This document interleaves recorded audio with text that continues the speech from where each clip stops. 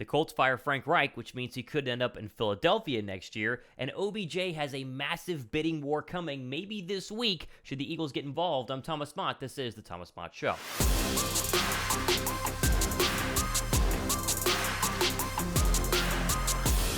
What's up, guys? Thomas Mott here. Welcome into the Thomas Mott Show on a Tuesday. The NFL week is officially done after the Saints and Ravens game last night, and yet Eagles news is going crazy this morning because of the firing of Colts head coach Frank Reich. And you're probably wondering, Thomas, why does that apply to the Philadelphia Eagles? They're not going to hire Frank Reich right now, nor would they even consider replacing Nick Sirianni with a Frank Reich. But there's a very interesting article right now on Bleeding Green Nation outlining this kind of crazy map as to how you would get Frank Reich back to the coaching side of things with the Philadelphia Eagles as a potential offensive coordinator if Shane Steichen leaves this offseason. We're going to start with that and then move into the Odell Beckham Jr. news because that is heating up. Looks like the Niners and the Cowboys are very much interested in him, and that's bad news for Philadelphia. So let's jump into the Bleeding Green Nation article first, though.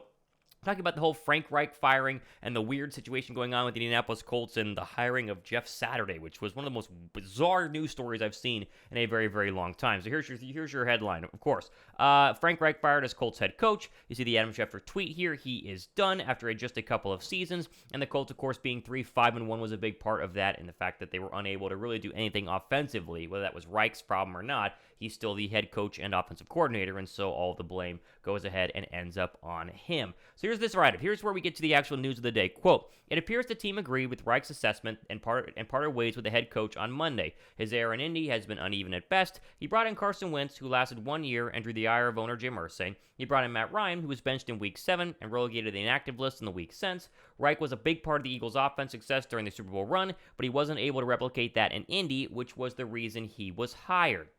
Reich joins a handful of other coaches and coordinators fired during the 2022 NFL season, and while his next role won't likely be a head coach, he should have no problem finding an OC position. Nick Sirianni was hired from Reich's staff in Indianapolis, and the Eagles head coach often mentions how he regularly talks to Reich and turns to him for guidance. It would not be out of the realm of possibility that Reich finds his way back to Philadelphia in either some kind of advisor role or perhaps as the OC if Shane Steichen is on the move. Reports have Steichen as a top head coaching candidate next hiring cycle. And so you see the path here, right? Obviously, you have this Frank Reich coaching tree that then produces Nick Sirianni. The two are still kind of buddies and talk on the occasion or a semi-regular basis. And obviously, he's not going to get a head coaching job next year in Frank Reich, but coming back as an offensive coordinator is more likely than not. It's probably what's going to go ahead and happen. And if Philadelphia does lose Shane Steichen in the offseason to, a head coaching job, bringing in Frank Reich could kind of, bridge that transition of getting a brand new offensive coordinator for Jalen Hurts and the Eagle offense. And listen, Reich is very likely to at least get some phone calls in terms of,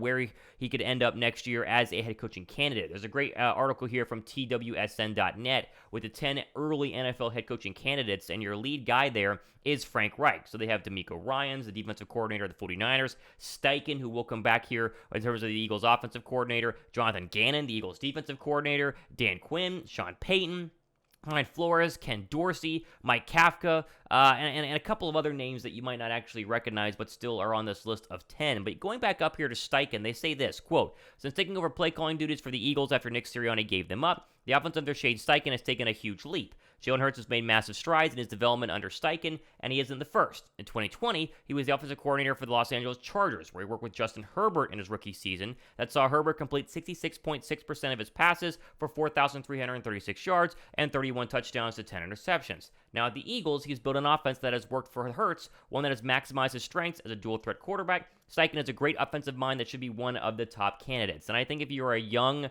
or a team with a young quarterback, you're a team that wants to go ahead and get the most out of a young quarterback. Steichen now has basically two young quarterbacks on his resume that look pretty darn good in terms of progression, one being Justin Herbert during Steichen's offensive coordinator days, and now Jalen Hurts. And Hurts is going to really help Shane Steichen go ahead and get a new job because the progression from Hurts year 2 to year 3, what we saw last year to this year, has been absolutely massive. And so I think Steichen could leave, which brings us back to the Frank Reich discussion to start today's show. If Reich goes ahead and wants to be an offensive coordinator, like if he doesn't want to take a year off like Andy Reid did, or doesn't want to take a year off like Doug Peterson did, I think Philadelphia makes a ton of sense. Comfortable here. He'd have a great rapport with Nick Sirianni, and I think he could come in and really give some solid play calling advice and solid progression advice to Jalen Hurts. And I don't think Eagle fans should go down below and mention in the comments, oh, well, he was terrible this year with the with the Colts, and so why would we want him? The Colts have a lot more issues, I think, than Frank Reich. Now, he is kind of the head mastermind there, and so he does get all of the blame, and, maybe deservedly so to some degree,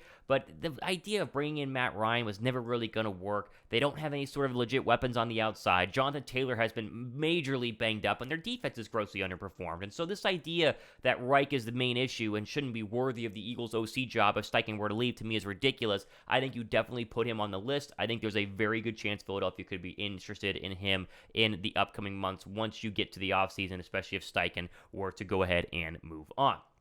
Okay, quickly, I do want to mention just a couple more days. We go till November 15th for you to get your chance at this one A.J. Brown jersey I'm giving to one of the first 25 people to use one of my betting affiliate links down below in the comments section. Just a couple more slots are available, whether you want to use my PointsBet link, you want to use my Caesars link, or my DraftKings link. All the info down below right now in the description box. I have a bunch of people who have signed up, made a new account. They went ahead and showed me proof of that sign up by forwarding to the show's email address and then sending me a picture of the bet that you place, because you got to sign up and place a bet to go ahead and have your shot. And then, again, I will select a random person on the 15th of November, just a couple of days away here, really just next week. And then I will send you your really choice and size of the A.J. Brown jersey. So jump in on this, guys. Jump in on the sports betting game if you're in a legal state and of age, and go down below to find out how to maybe get an A.J. Brown jersey sent from yours truly.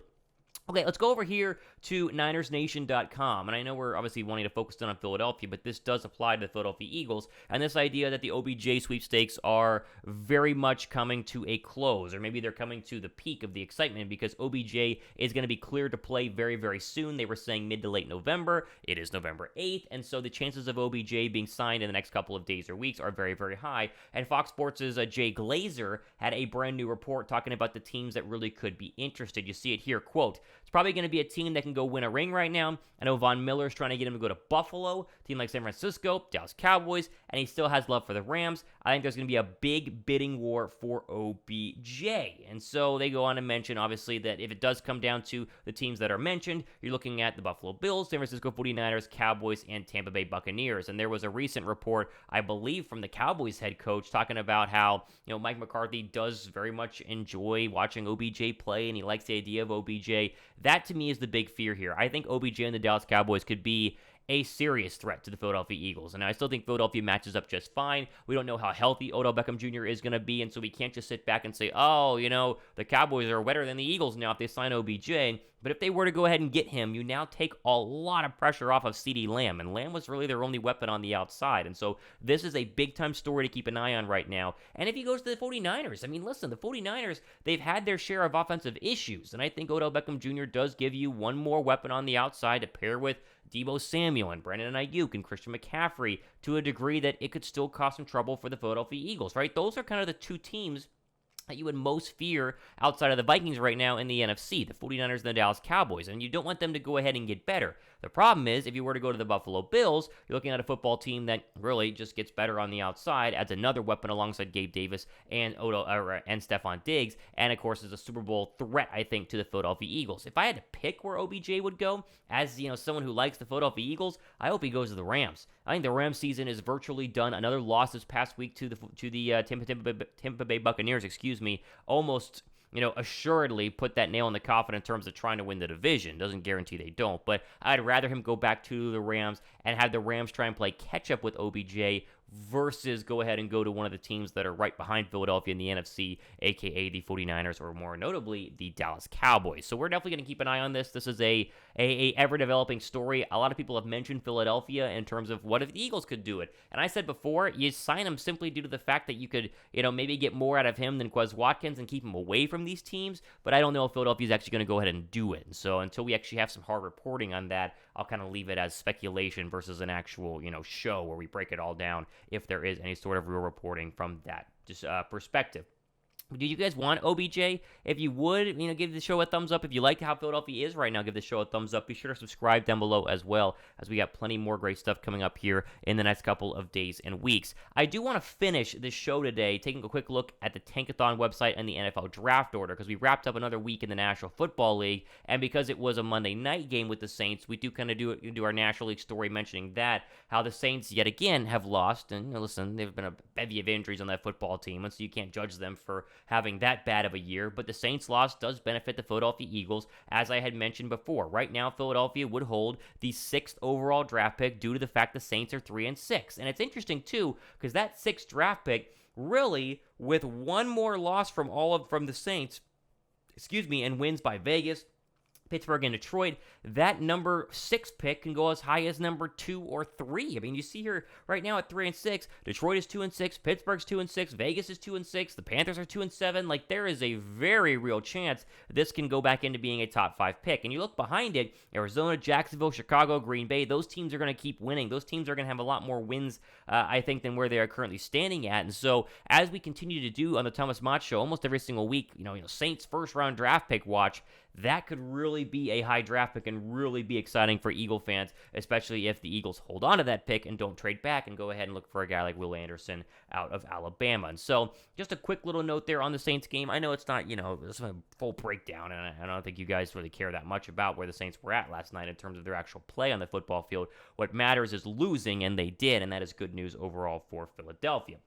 Okay, as I mentioned, plenty more really good content coming up here on the Thomas Mott Show over the next couple of days and weeks. If you guys like it, we're almost to 6,000 subs. So if you guys want to go down below and subscribe, I would greatly appreciate that. And just stay tuned. We're going to get you ready for Monday Night Football, get you ready for another week of a potential 9-0 start for the Philadelphia Eagles, which is very, very exciting. For Thomas Mott, this has been the Thomas Mott Show.